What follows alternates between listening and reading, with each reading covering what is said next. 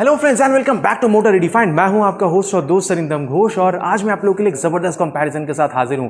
जी हां फ्रेंड्स, आज हम लोग कंपेयर करने वाले हैं newly launched Bajaj Pulsar N160 के साथ बजाज पल्सर NS 160। जी हाँ फ्रेंड्स, क्योंकि ये दोनों ही 160 सीसी की ऑफरिंग है तो कॉमन सी डाउट रहती है कि हमारे लिए कौन सा बाइक खरीदना सही हो सकता है। तो यही जो चीज़ है, यही जो डाउट है, आज मैं आप लोगों की क्लियर करूंगा और साथ ही बताऊंगा कि दोनों में आप लोगों को प्राइस में कहां तक डिफरेंस देखने को मिल जाएगी, सिमिलैरिटीज क्या है और आप लोगों को दोनों में चेंजेस कहां तक देखने को मिल सकती है। फ्रेंड्स, आगे बढ़ने से पहले very special thanks to Toyota Bajaj for providing me this bikes, ताकि मैं आप लोगों तक ये कंपैरिजन पहुंचा सकूं। अगर आप लोग हावड़ा, हुगली या कोलकाता में रहते हैं, वेस्ट बंगाल के, तो बिल्कुल आप टोयोटा बजाज को कांटेक्ट कर सकते हैं। डिटेल्स भी आपको आपके स्क्रीन पे दिख रही होगी। और अगर वीडियो आपको पसंद आती है तो चैनल को सब्सक्राइब करके बेल बटन दबाना प्लीज मत भूलिएगा। कोई क्वेश्चन अगर आप मुझसे पूछना चाहते हैं तो फेसबुक या इंस्टाग्राम पर भी आप मुझसे बिल्कुल पूछ सकते हैं। आईडी आपको भी आपके स्क्रीन पे दिख रही होगी। तो चलिए फ्रेंड्स, कंपैरिजन स्टार्ट करते हैं।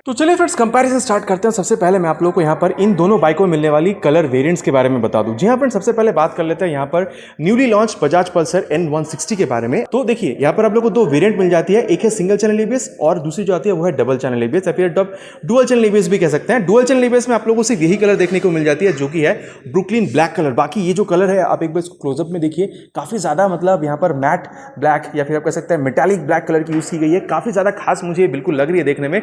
आप बिल्कुल मुझे नीचे कमेंट में मेंशन करके बताइएगा कि ये जो कलर है आप लोगों को देखने में कैसी लग रही है। बाकी डुअल चैनल एबीएस में आप लोगों को सिर्फ ब्रुकलिन ब्लैक कलर मिल गई। अब अगर सिंगल चैनल एबीएस की बात की जाए तो यहाँ पर आप लोग को टेक्नो ग्रे, ये वाली जो कलर आप देख रहे हैं, ये आप लोग को मिल जाती है। दूसरी जो कलर मिलती है वो है ये रेसिंग रेड कलर, ठीक है। और तीसरी जो कलर आती है वो है कैरिबियन ब्लू कलर, जो यहाँ पर भी अवेलेबल नहीं है। तो आप लोगों ने देख लिया यहाँ पर, मतलब सिंगल चैनल एबीएस और डुअल चैनल एबीएस के हिसाब से यहाँ पर आप लोगों को कलर वेरिएंट में डिफरेंसेस देखने को मिल गई। अब अगर मैं आप लोगों को एनएस के बारे में बताऊं तो यहाँ पर भी आप लोगों को टोटल 4 कलर वेरिएंट देखने को मिलती है। ये जो कलर आप लोग देख रहे हैं ये है metallic pearl white, then burnt red, satin blue and pewter grey. यहाँ भी आप लोगों को टोटल 4 कलर देखने को मिलती है। बाकी आप लोग मुझे बिल्कुल बताइएगा कि कलर वाइज आप लोगों को कौन सी बाइक सबसे ज्यादा देखने में अच्छी लग रही है। अब अगर मैं आप लोग को प्राइस के बारे में बताऊं तो इस बाइक में अगर आ जाते हैं, ठीक है, अगर मैं यहाँ पर N160 ये वाली जो वेरिएंट देख रहे हैं सिंगल चैनल एबीएस, इसकी अगर ऑन रोड कोलकाता की प्राइस की बात करूं तो वो बन जाती है 1,53,348 रुपीज। और अब अगर मैं आप लोग को यहाँ पर डुअल चैनल एबीएस के बारे में बताऊं तो 1,56,711 rupees on road Kolkata price इसकी बन जाती है। अब अगर मैं आप लोग को NS की प्राइस बताऊं, NS 160 की, तो इसकी प्राइस बनती है ऑन रोड कोलकाता 1,52,132 रुपीज। बाकी फ्रेंड्स, अगर यहाँ पर अपीयरेंस की बात की जाए, ये तो बिल्कुल यहाँ पर आपकी पर्सनल चॉइस बनती है। लेकिन हाँ, अगर यहाँ पर न्यूली लॉन्च्ड N160 की बात की जाए तो यहाँ पर ये जो ब्रुकलिन ब्लैक, ये जो कलर आप देख रहे हैं, इसके साथ यहाँ पर इसकी जो ओवरऑल जो लुक निकल कर आती है, मुझे तो बहुत ज़्यादा खास लग रही है। बाकी ये जो टैंक आप देख रहे हैं, इसकी जो काउल है, ठीक, उसकी वजह से इसकी एक मस्कुलर लुक मिलती है। और सामने से आप देखिए यहाँ पर N250 जो है उसका लुक यहाँ पर कैरी हो रही है और ऐसा लगता है मतलब एक रोबोट है और इसकी ये 2 आंखें हैं ना। मतलब मुझे तो ये जो डिज़ाइन है काफ़ी ज़्यादा खास लग रही है। बाकी यहाँ पर अगर आप इसको ऑन करते हैं फिर भी यहाँ पर ये LED DRL नहीं जलती है और ये जब तक नहीं जलेगी जब तक आप इग्निशन ऑन नहीं करते। और हाँ, यहाँ पर आप लोगों को ये by functional LED projector headlamp भी मिल जाती है। अगर आप इसको ऑन ऑफ करना चाहते हैं तो उसके लिए भी यहाँ पर आप लोगों को एक यहाँ पर डेडिकेटेड की जो बटन है वो बिल्कुल दिया गया है। अब अगर NS की बात कर ले फ्रेंड्स, तो ये जो डिज़ाइन है ये तो मार्केट पे बिल्कुल राज करती है, अलग ही फैन बेस है इसका। यहाँ पर भी अगर आप देखते हैं तो नेकेड वुल्फ वाली लुक आपको यहाँ पर बिल्कुल मिल जाती है। लेकिन हाँ, अगर आप N160 में देख रहे थे LED सेटअप मिल रही थी, यहाँ पर आप लोग को पूरी तरीके से हैलोजन है वो सेटअप यहाँ पर मिल रही है। जब तक आप इग्निशन ऑन नहीं करते हैं, ये जो लैम्प वगैरह है आप लोग को जलती हुई नहीं दिखेगी। तो चलिए अब यहाँ पर थोड़ी सी नीचे आ जाते हैं और बात करते हैं इन दोनों के टायर्स के बारे में, ठीक है। और उससे पहले मैं आप लोग को यहाँ पर ये जो मडगार्ड है उसके बारे में थोड़ी सी बताना चाहूँगा। यहाँ पर आप देख सकते हैं डुअल पैनल यहाँ पर आप लोग को यूज़ किया गया है, फाइबर की यहाँ पर ये चीज़ दी गई है। लेकिन क्वालिटी वाइज ये बहुत बेहतरीन है। अगर आप NS 160 में आ जाते हैं, यहाँ पर भी आप देख सकते हैं एक फेक कार्बन फाइबर वाली फिनिश दी गई है और इसकी जो क्वालिटी है ये भी अनमैच्ड है, ठीक है। बहुत सही क्वालिटी का आप लोगों को यहाँ पर ये मडगार्ड भी देखने को बिल्कुल मिल जाती है। अब अगर मैं आप लोग को यहाँ पर मिलने वाले टायर्स के बारे में बताऊँ तो दोनों के पास ही हमारे अपने के ज़ैपर के टायर है। लेकिन हाँ, यहाँ पर सेक्शन में डिफरेंस है। अगर आप लोग यहाँ पर N160 में आता है तो यहाँ पर आप लोगों को 100/80 सेक्शन की टायर मिल रही है with 17 inches of alloy wheel. और हाँ, ये जो रेड और ये जो सिल्वर कलर की यहाँ पर स्टिकरिंग की गई है, इसकी वजह से आप कह सकते हैं ओवरऑल जो लुक निकल कर आती है बहुत खास है। और अगर आप यहाँ पर NS 160 में आ जाते हैं तो यहाँ पर आप लोगों को 90/90 सेक्शन की टायर मिल रही है with 17 inches of alloy wheel. बाकी आप देख सकते हैं एलॉय व्हील की जो मतलब जो डिज़ाइन वगैरह है, दोनों में आप कह सकते हैं कि काफ़ी सिमिलर आप लोगों को देखने को मिल जाती है। N160 को थोड़ी सी एडवांटेज बिल्कुल मिलती है क्योंकि यहाँ पर सेक्शन थोड़ी टायर की चौड़ी बिल्कुल है। और अब मैं यहाँ पर दोनों के सेफ्टी के बारे में कह दूँ फ्रेंड्स, अगर आप लोग यहाँ पर N160 में देखते हैं तो दोनों आपको यहाँ पर मतलब चॉइसेस मिल जाती है, single channel ABS, dual channel ABS. ये वाली डुअल चैनल एबीएस वर्जन आप लोगों के सामने अभी खड़ी है। हाँ, अगर आप लोग यहाँ पर NS 160 में आते हैं तो यहाँ पर आप लोगों को सिर्फ सिंगल चैनल ABS मिलती है और रियर टायर में आप लोगों को rear wheel lift up protection मिलती है। तो मतलब ABS तो नहीं है, लेकिन हाँ एक प्रोटेक्शन बिल्कुल है जो कि है rear wheel lift up protection. तो यहाँ पर मैंने आप लोगों को सेफ्टी के बारे में बता दिया है। तो यहाँ पर जो N160 है थोड़ी सी यहाँ पर उसको एडवांटेज बिल्कुल मिलती है। और अगर यहाँ पर मैं आप लोगों को ये डिस्क के बारे में बताऊँ तो अगर आप लोग सिंगल चैनल में चले जाते हैं तो 280 mm की करीबन आप लोगों को N160 में डिस्क मिल जाती है, और क्योंकि डुअल चैनल है तो यहाँ पर आप लोगों को 300 mm की मिल रही है। वही अगर आप लोग यहाँ पर NS 160 में आ जाते हैं तो यहाँ पर आप लोगों को मतलब क्योंकि कंपनी ने मेंशन नहीं किया है तो आप लोग कह सकते हैं कि 260 या 270 mm की यहाँ पर आप लोगों को ये डिस्क बिल्कुल मिल रही है, ठीक है। और सामने में यहाँ पर आप लोग आप देख सकते हैं ABS का बेरिंग है। और हाँ, इसके पास एक एडवांटेज है कि ये पेट्रोल डिस्क है। तो मैं जैसे हर वीडियो में कहता हूँ, अगर पेट्रोल डिस्क है, जब आप ब्रेकिंग करते हैं बहुत ज़्यादा हीट यहाँ पर जनरेट होती है, तो हीट डिसिपेशन में पेट्रोल डिस्क आपको बहुत ज़्यादा हेल्प करती है।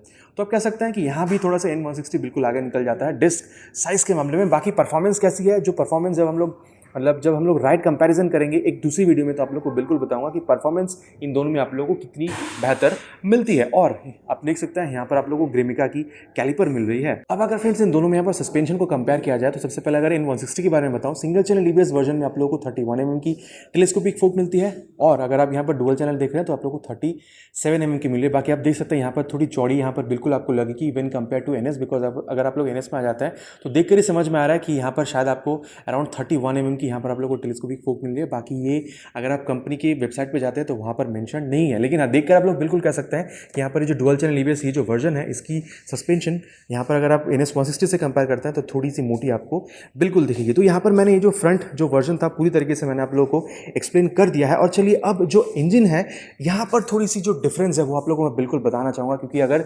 N160 में आ जाते हैं ना तो यहाँ पर आप लोगों को 164.82 cc SOHC 4 valve oil cooled fuel injection वाली इंजन मिल रही है। जी हाँ फ्रेंड्स, यहाँ पर इसकी जो ऑयल कूलिंग है उसके लिए यहाँ पर आप देख सकते हैं जो हल्की सी यहाँ पर जो रेडिएटर है वो भी यहाँ पर दी गई है, ठीक है। ये जो रेडिएटर आप देख पा रहे हैं ये दर्शा रही है कि ऑयल कूलिंग यहाँ पर आप लोग को मिलती है। बाकी अगर पावर की बात की जाए तो इसके पास यहाँ पर 16 PS की पावर है, 8750 RPM पे जनरेट होती है। टॉर्क की जहाँ तक बात है 14.65 न्यूटन मीटर की यहाँ पर मैक्सिमम टॉर्क आपको मिल जाती है 6750 RPM पे, ठीक है। यहाँ पर आप लोगों को 5 स्पीड गियर बॉक्स बिल्कुल मिल जाता है और किक स्टार्ट यहाँ पर आप लोगों को नहीं मिलती है। और वहीं अगर आप अभी NS पे आ जाते हैं तो यहाँ पर NS को थोड़ी सी एडवांटेज बिल्कुल है, क्योंकि आपको मैं बता दूं यहाँ पर आप देख सकते हैं ऑयल कूल्ड तो कंपनी यहाँ पर पहले से लिखी हुई है, ठीक है। रेडिएटर भी आप लोग को यहाँ पर मिल जाती है, बाकी वो मैं आप लोगों को भी नहीं दिखा रहा हूँ। इंजन के बारे में आप लोगों को बता दूं 160.3 cc SOHC 4 valve oil cooled twin spark DTSI FI engine मिल रही है। DTSI तो बहरहाल ये भी इंजन है, ठीक है, digital twin spark ignition engine.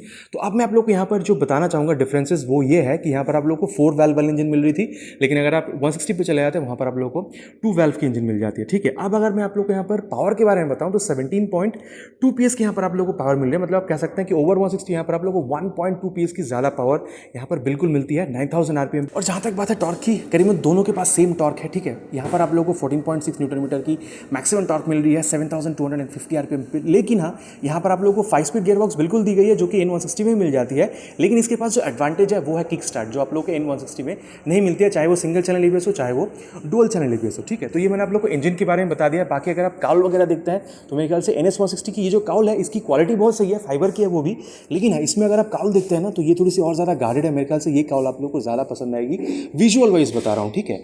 और चलिए अब यहाँ पर इन दोनों की जो रेयर सेक्शन है थोड़ी सी उसके बारे में बात कर लेते हैं। मैंने आप लोग को ऑलरेडी बताया है कि यहाँ पर अगर आप रेयर टायर देखते हैं तो यहाँ पर आप लोग को MRF रैलो की ज़ैपर की ही टायर मिल रही है, ठीक है। लेकिन आज सेक्शन में थोड़ी सी मैं आप लोग को यहाँ पर मेंशन कर देना चाहूँगा 130/70 सेक्शन की आप लोग को यहाँ पर टायर मिल रही है। इसकी जो टायर की जो सेक्शन है देख सकते हैं काफ़ी मैसिव यहाँ पर आप लोग को बिल्कुल ये दिखने में लगती है, और 17 यहाँ पर इंचेस की अलॉय व्हील के साथ आप लोग को मिल जाती है।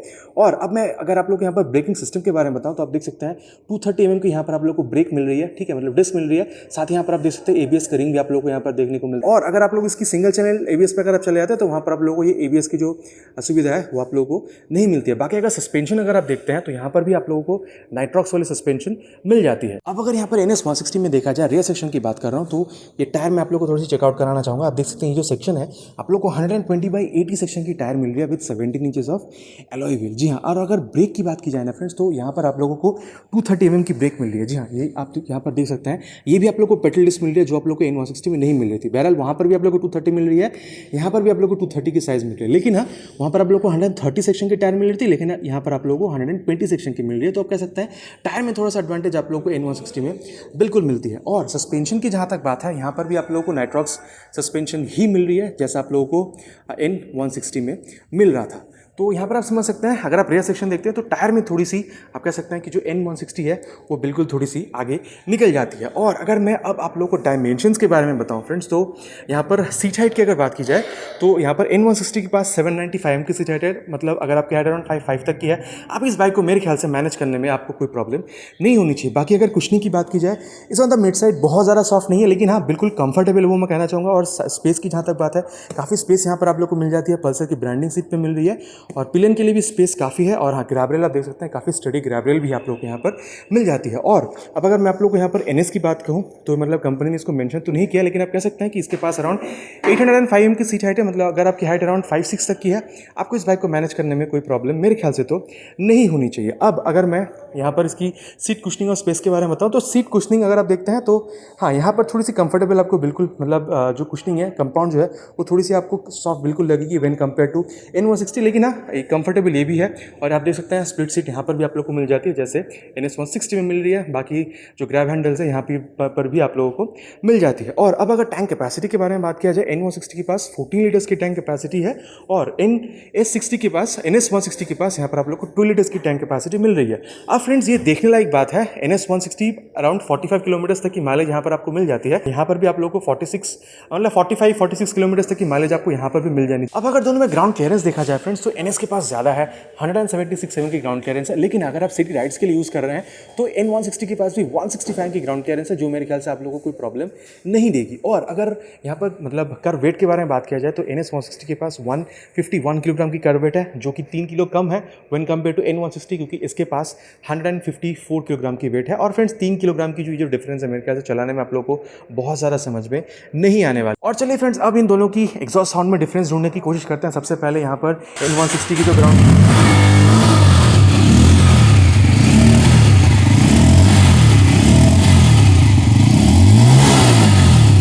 ये आप लोगों ने देखा है फ्रेंड्स, यहाँ पर अंडरव्हील एग्जॉस्ट है और इसकी साउंड जो है काफ़ी ज़्यादा बेसियर बिल्कुल फील होती है। और चलिए, अब जो NS है इसकी भी हम लोग यहाँ पर थोड़ी सी साउंड सुनने की कोशिश करते हैं। बहरहाल मैंने इसको बिल्कुल यहाँ पर ऑन कर दिया है।